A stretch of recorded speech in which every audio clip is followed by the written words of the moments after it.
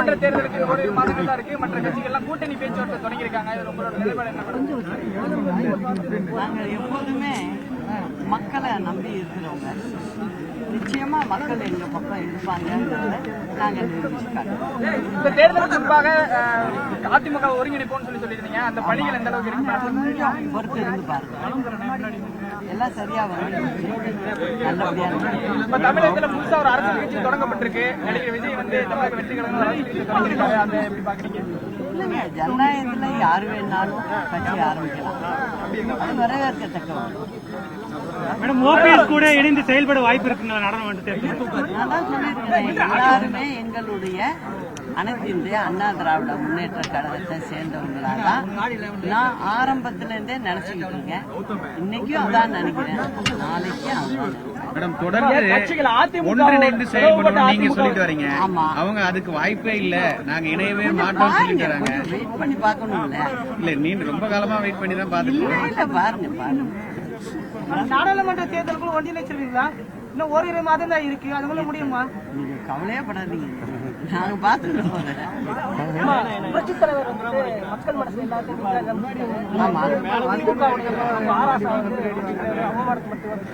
ஆமா, அதாவது அவருக்கு மத்திய அமைச்சரா வேற இருந்திருக்காரு. திமுகவை சேர்ந்த ஒருத்தர் புரட்சித் தலைவரை பத்தி பேசியிருக்காரு, தவறா பேசியிருக்காரு. அவருக்கு நான் ஒன்னு சொல்லிக்க விரும்புறேன். ஏன்னா அவர் திமுகல இருக்காரு, அதனால நான் சொல்லி ஆகணும். புரட்சி தலைவர் வந்து சினிமாவில் நடித்து கொண்டிருக்கும் போது அவரிடம் வந்து திரு முரசொலி மாறன் அவர்களும் திரு கருணாநிதி அவர்களும் கேட்டுக்கிறாங்க. என்ன கேட்குறாங்க தெரியுமா? அதாவது நாங்க கடன் வாங்கி ரொம்ப கஷ்டத்துல இருக்கோம், அதனால எங்களுடைய மேகலா பிக்சர்ஸ், அது திமுக குடும்பத்தை சேர்ந்த நிறுவனம், சினிமா படம் தயாரிக்கும் நிறுவனம், அந்த நிறுவனத்தில் எங்களுக்காக ஒரு படம் நீங்க சம்பளம் வாங்காம நடத்தி கொடுக்கணும் அப்படின்னு புரட்சி தலைவர்கிட்ட கேட்குறாங்க அன்றைய காலகட்டத்தில். அப்பொழுது புரட்சி தலைவர் என்ன பண்றாரு?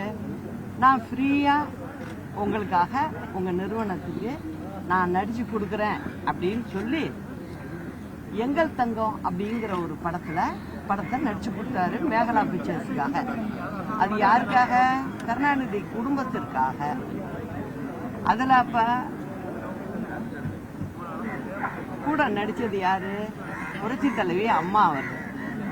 தலைவர் கேட்கிறாரு அம்மாட்ட, இந்த மாதிரி கருணாநிதி வீட்டில் கேட்குறாங்க, ஒரு படம் நான் ஃப்ரீயா நடிச்சு கொடுக்குறேன்னு சொல்லியிருக்கேன், கதாநாயகியா உங்களை தேர்வு செஞ்சிருக்கு, நீங்களும் அவங்களுக்காக ஃப்ரீயா நடிச்சு கொடுக்கணும் அப்படின்னு புரட்சி தலைவர் கேட்கிறாரு. அவங்க அன்னைய காலகட்டத்தில் அரசியல்ல பின்னால அம்மா வருவோம் சொல்லல, அந்த மாதிரியான ஒரு காலகட்டம். அந்த சமயத்துல நீங்க சொல்லிட்டீங்க நானும் ஃப்ரீயா நடிச்சு கொடுக்குறேன்னு சொல்லி அந்த எங்கள் தங்கம் படத்துல 2 பேருமே சம்பளம் வாங்காம நடிச்சு கொடுத்த படம். அந்த படம் 100வது நாள் வெற்றி விழா கூட்டம் நடக்குது. அந்த கூட்டத்துல எல்லாரும் கலந்துக்கிறாங்க. அப்போ திரு முரசொலி மாறன் அவர்கள் பேசும்போது மேடையில ஒரு வார்த்தை சொல்றாரு, நீங்க வந்து சம்பளம் வாங்காம எங்களுக்காக நடித்து கொடுத்தீங்க, அமோகமா இந்த படம் வெற்றியாக சொல்லியிருக்கு, இதனால நாங்க வந்து வாங்கின கடன் எல்லாத்தையும் அடைச்சிட்டோம், பத்தாயிரத்துக்கு இன்னொரு விஷயத்தையும் கூடவே சொல்றாரு, கோபாலபுரம் வீடும் அடமானத்துல இருந்தது, அதுவும் இந்த படத்துல வந்த பணத்தினால நாங்க மீட்டு எடுத்துட்டோம், அதுக்கு நான் நன்றி சொல்றேன் அப்படின்னு சொல்லி மேடையிலேயே சொல்லியிருக்காரு. அதை இந்த முன்னாள் அமைச்சர் பார்க்கலன்னு நினைக்கிறேன். வரலாறுலாம் புரிஞ்சுக்காமவே மந்திரி ஆயிட்டாருன்னு நினைக்கிறேன். அது மட்டும் இல்ல, திரு கருணாநிதி அவர்கள் அதே கூட்டத்தில் பேசும்போது என்ன சொல்றாரு? புரட்சி தலைவரை வந்து வானலாக புகழ்றாரு. அவருடைய கை கொடுத்து கொடுத்து சிவந்த கை அப்படின்னு சொல்றாரு.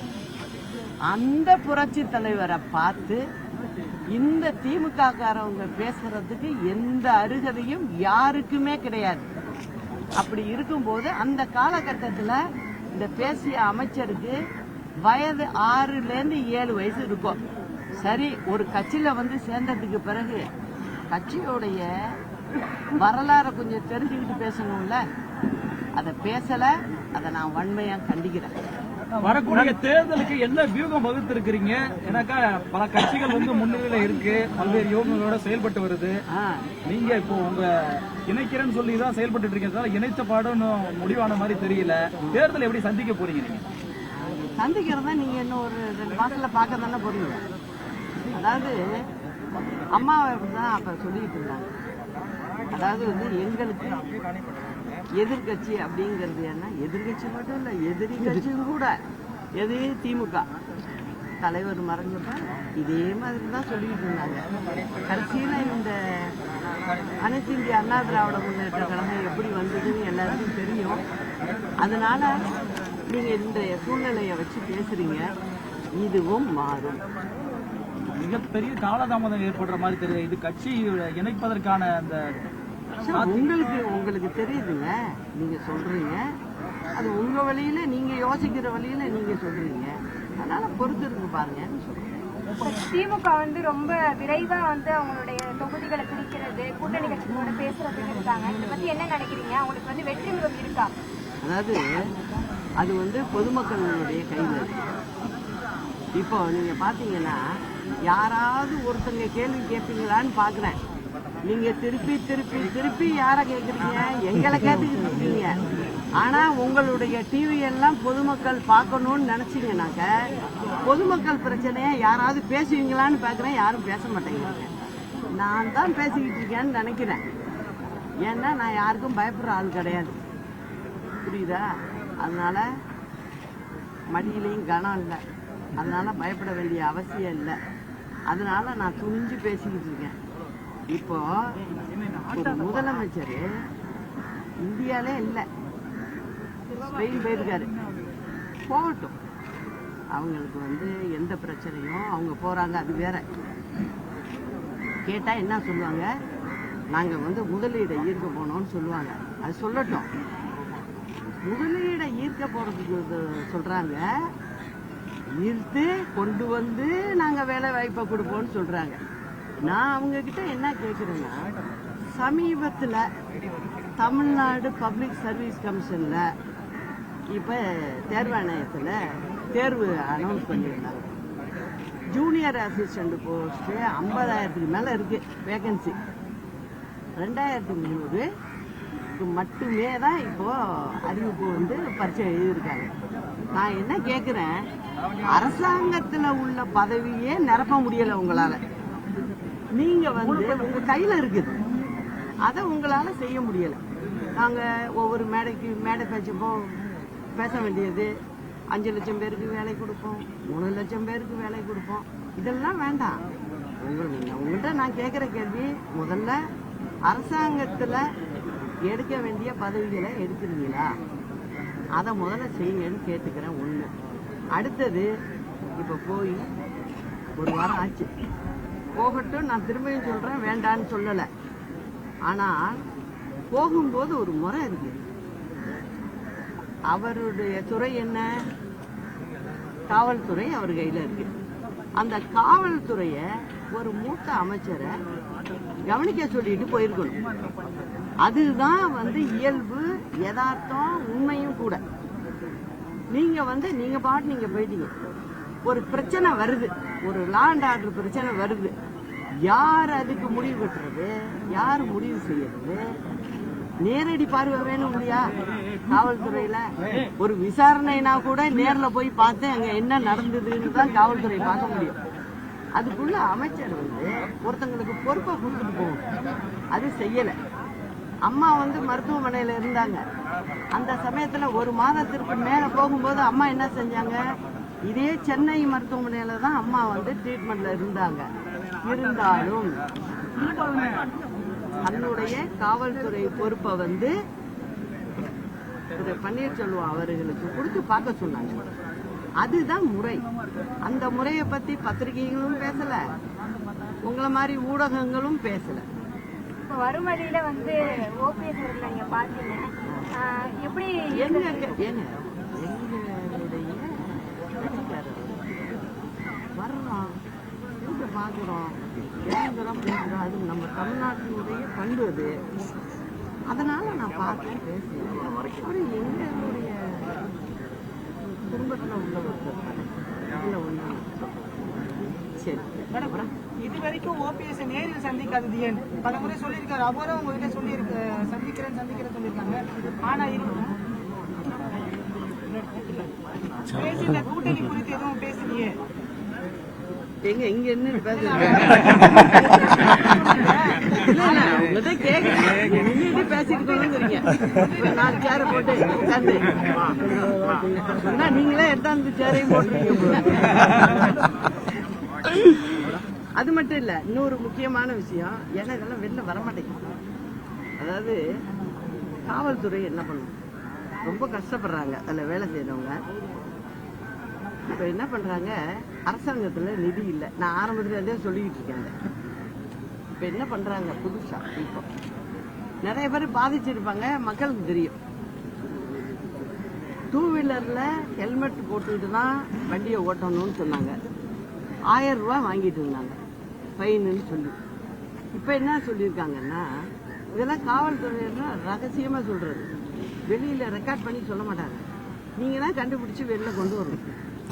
என்ன சொல்றாங்க அப்படின்னா, பின்னாடி உட்காந்துருக்காங்க இல்லையா கூட 2 வீலர்ல, அவங்க ஹெல்மெட் போடலனாலும் 1000 ரூபாய் வாங்க அப்படின்னு சொல்றாங்க.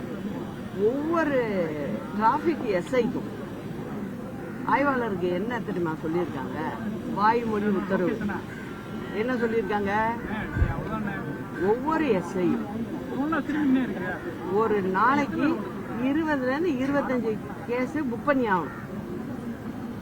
நீ வந்து வசூல் பண்ணியே ஆகணும். வசூல் பண்ணாதான் சம்பளமே கொடுக்க முடியும். மேல உள்ள அதிகாரிகள் சொல்றது தனிப்பட்ட முறையில. நீங்க பண்ணல அப்படின்னு சொன்னாங்க, வெளியூருக்கு தூக்கி அடிச்சிடுவோம் அப்படின்னு சொல்லியிருக்காங்க. இப்ப அதனால நீங்க பாத்தீங்கன்னா சென்னை முழுவதும் பாத்தீங்கன்னாக்கா, பின்னாடி ஹெல்மெட் இல்லாம உட்காந்துட்டீங்கன்னா, அது ஆணா இருந்தாலும் சரி, பெண்ணா இருந்தாலும் சரி, குழந்தையா இருந்தாலும் சரி, இறக்கி வச்சு 1000 ரூபாய் ஃபைனை போட்டு வாங்கிட்டு தான் அனுப்புறாங்க. இந்த மாதிரி இப்ப திமுக வந்து முதல்ல அவங்க கட்சியில செய்வாங்க. எது எங்க ஒரு பிறந்த நாள் அப்படின்னு வச்சுங்க, அங்க பக்கத்துல ஒரு உண்டியல் இருக்கும், அதுல கொண்டாந்து உண்டியல்ல பணத்தை போட்டுட்டு போ, ஆரம்ப காலத்துல பணத்தை போட்டு போ அப்படின்னு சொல்லுவாங்க. அப்புறம் யாராவது ஏதாவது பரிசு கொடுத்தாங்கன்னா, அது காய்கறியா இருக்கலாம், ஆடா இருக்கலாம், கொடுத்தாங்கன்னா அங்கேயே தூக்கிட்டு இந்த ஆட்டுக்குட்டி இவ்வளவு விலை அப்படின்னு ஏலம் போடுவாங்க. ஏலம் போட்டு அதை ஒரு கட்சிக்காரங்க பாவம் வாங்கிட்டு போவாங்க. அந்த மாதிரி எல்லாம் செய்வாங்க. இப்ப என்ன பண்றாங்கன்னா, ஆட்சிக்கு கொஞ்சம் மாற்றம், அரசாங்க வழியா சொல்லி போற வர்ற வண்டிக்காரங்களை எல்லாம் நிறுத்தி இருக்கிற பாக்கெட்ல இருக்க பணத்தை எடு. அதுவும் காலேஜ் பசங்க அந்த கார்டு போட்டுட்டு போயிட்டாங்க, தொலைஞ்சுது.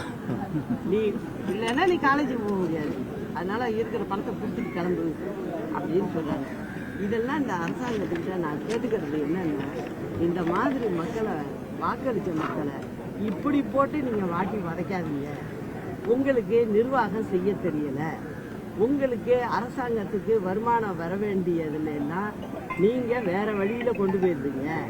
அந்த பணம் அரசாங்கத்துக்கு போக மாட்டேங்குது. ஆனா வழியில போற வர்ற மக்கள்கிட்ட நீங்க வசூல் வேட்டைங்கிற பண்ணி செஞ்சுக்கிட்டு இருக்கீங்க. அதை நீங்க அரசாங்க முறையில செஞ்சுக்கிட்டு இருக்கீங்க. அதெல்லாம் நிறுத்துங்கன்னு கேட்டுக்கிற பொதுமக்கள் சார்பா. மிக்ஜாம் புயல் வந்து சென்று கிட்டத்தட்ட 60 நாட்களுக்கு மேலாக டிசம்பர் 5 வந்தது. சரி, 6000 ரூபாய் வந்து ஒரு குறிப்பிட்ட சதவீத மக்களுக்கு மட்டுமே சென்றடைந்தது. மீதம் இருப்பவர்களுக்கு கேஸ் பில் எல்லாம் வச்சு அப்ளை பண்ணுங்க தரேன்னு சொன்னாங்க. ஆனா 60 நாட்கள் கடந்தும் இன்னமும் வழங்கப்படாமல் இருக்கிறத எப்படி பார்க்கிறீங்க? வந்து அவங்க வந்து நீங்க ரெக்கார்ட்ஸ கொடுங்கன்னு சொன்னாங்களோ அன்னைக்கே அது இல்லைன்னு அர்த்தம். மக்கள் அதை புரிஞ்சுக்கணும். இது வந்து திமுக காரவங்களுக்கு கை வந்த கலை.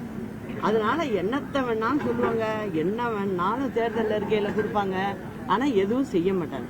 இப்ப 1000 ரூபாய் கொடுத்தேங்கிறாங்களே, இப்ப நீங்க போய் கேட்க முடியுமா? ஒவ்வொரு வீட்டுக்கும் போய் நீங்க போய் பார்க்க முடியுமா? அது என்ன ஒழுங்கா போயிட்டு இருக்குன்னு நினைக்கிறீங்க? இல்ல. காரணம் என்னன்னா அரசாங்க கஜானா காலியா இருக்கு, எங்கேருந்து கொடுக்கறது? அதே மாதிரி பாத்தீங்கன்னாக்கா டெல்டா மாவட்டங்கள்ல நெல் அறுவடை பண்ணிட்டு விவசாயிகள்லாம் உட்கார்ந்துருக்காங்க. இன்ன வரைக்கும் முழுதா அங்க சென்டரை திறக்கல. அவங்க திறந்தாதான் அவங்க நெல்லை போட முடியும், அவங்களுக்கு கையில காசு கிடைக்கும். இந்த மாதிரி பண்ற ஒரு அரசாங்கம் தான் இன்னைக்கு தமிழ்நாட்டுல இருக்கு. இதை வச்சுக்கிட்டு என்ன செய்ய முடியும்னு நினைக்கிறீங்க நீங்க? இது மக்களே புரிஞ்சுக்கிட்டு அடுத்த வழி என்னங்கிறத மக்கள் தான் பார்க்கணுங்க ஒழிய அவங்க திமுக காரவங்க மக்களை மூளை இல்லாதவங்க, முட்டாள்கள் அப்படின்னு அவங்க நினைக்கிறாங்க. அதனாலதான் இன்னைக்கு பாத்தீங்கன்னா அடுத்த வேலையை ஆரம்பிச்சுட்டாங்க. நீங்க உங்க ஊர்ல ரோடு போடலன்னு சொன்னீங்கன்னா இந்த காதுல வாங்கி இந்த காதுல விட்டுருவாங்க. ஆனா நீங்க பாத்தீங்கன்னா தேர்தல் வேலை பாருங்க ஒரு ரூபா நடக்குது. ஏன்னா திருப்பி போய் இந்த மக்களை ஏமாத்துறது. இதுதான் அவங்க செஞ்சுக்கிட்டு இருக்காங்க. நான் எதிர்கட்சி அவங்க மேல குற்றம் சொல்லணுங்கிறதுக்காக சொல்ல, நான் சொல்றதுல ஏதாவது தவறு இருந்தா என்கிட்ட திருப்பி கேட்கலாம். அவங்க ஆட்களே பேசல என்கிட்ட. இந்த கார் ரேஸ் இதை நான் சொன்னேன், அதுல கொண்டு அவ்வளவு பணத்தை போடலாமா? நீ கஷ்டத்துல இருக்கேன்னு சொல்ற, எதுக்கு போய் நீ அங்க போய் செய்யறேன்னு கட்சியில செய்ய முடியாம போயிடுச்சுல. ஏற்கனவே அம்மா வேற இடத்துல ரெடி பண்ணிருக்காங்கல்ல, அங்க போய் செய்ய வேண்டியதானே. இது ஏன் நடு ரோட்ல இங்கே கொண்டாந்து வச்சுட்டு நீங்க செய்யறேங்கிறீங்க? இப்ப அதுக்கு செலவு பண்ணலாம் என்னாச்சு? யார்கிட்ட போய் கேட்கறது? அதை திருப்பி கொடுப்பாங்களா? அந்த வேலை செஞ்ச நிறுவனங்கள் செய்வாங்களா? ஏன்னா அவங்க வேலையை முடிச்சு கொடுத்துருக்காங்க. இதெல்லாம் தேவையா? இந்த அரசாங்கம் விளம்பரத்தை நம்பியே ஆட்சி நடத்திக்கிட்டு இருக்கு. இதுக்கு மக்கள் சரியான படத்தை நிச்சயம் கொடுப்பாங்க. ஓபிஎஸ் அவர்களை நீங்க சந்திச்சிருக்கீங்க. இப்ப நாடாளுமன்ற தேர்தல் வரப்போது அந்த அணியோடு இணைந்து நீங்களும் செயல்படுவீங்களா?